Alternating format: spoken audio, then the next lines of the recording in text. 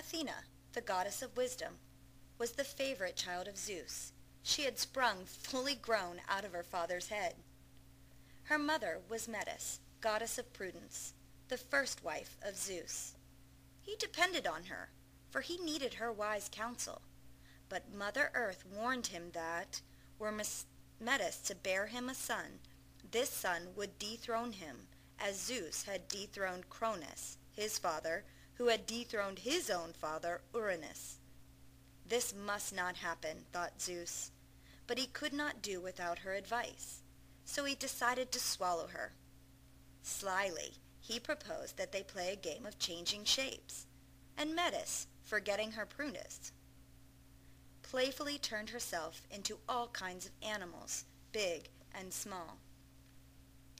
Just as she had taken on the shape of a little fly, Zeus opened his wide mouth, took a deep breath, and zip!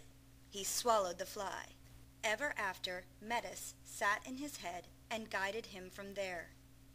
Now, it happened that Metis was going to have a daughter, and she sat inside Zeus's head, hammering out a helmet and weaving a splendid robe for the coming child. Soon Zeus began to suffer from pounding headaches and cried out in agony. All the gods came running to help him, and skilled Hephaestus grasped his tools and split open his father's skull. Out sprang Athena, wearing the robe and the helmet, her gray eyes flashing. Thunder roared, and the gods stood in awe. Athena's constant companion was Nike, the spirit of victory. With Nike at her side, Athena led armies, but only those that fought for just causes.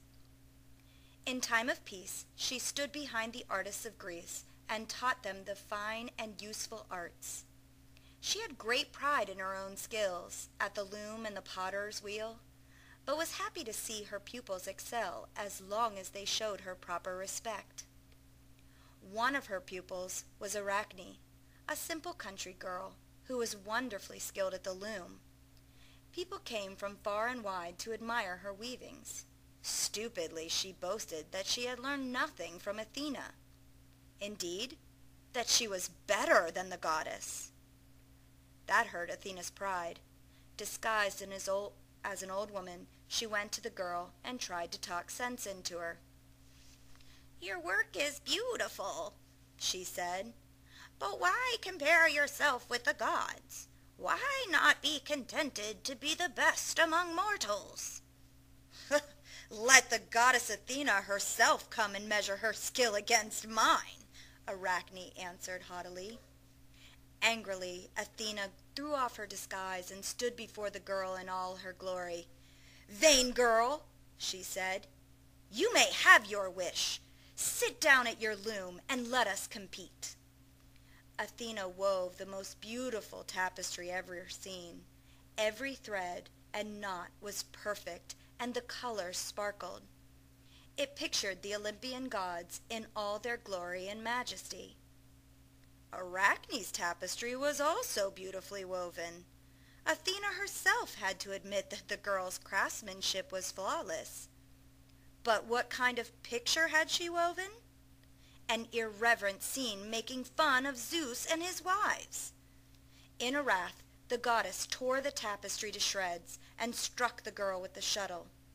Immediately Arachne felt her head shrink, almost to nothing. Her nimble fingers changed into long and spindly legs. Athena had turned her into a spider. "Vainglorious girl, go on and spin your thread and weave your empty net forever," said Athena to Arachne the spider. Athena was a just goddess, and she could be very stern. She knew that the gods were great only as long as they were properly worshipped by mortals.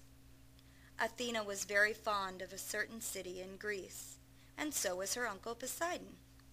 Both of them claimed the city, and after a long quarrel they decided that the one who could give it the finest gift should have it.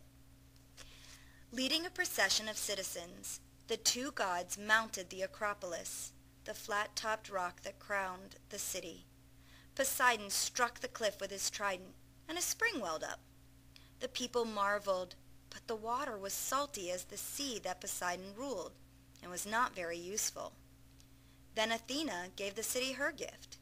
She planted an olive tree in a crevice on the rock. It was the first olive tree the people had ever seen. Athena's gift was judged the better of the two, for it gave food, oil, and wood, and the city was hers. From her beautiful temple on top of the Acropolis, Athena watched over Athens, her city, with the wise owl, her bird, on her shoulder, and under her leadership the Athenians grew famous for their arts and crafts.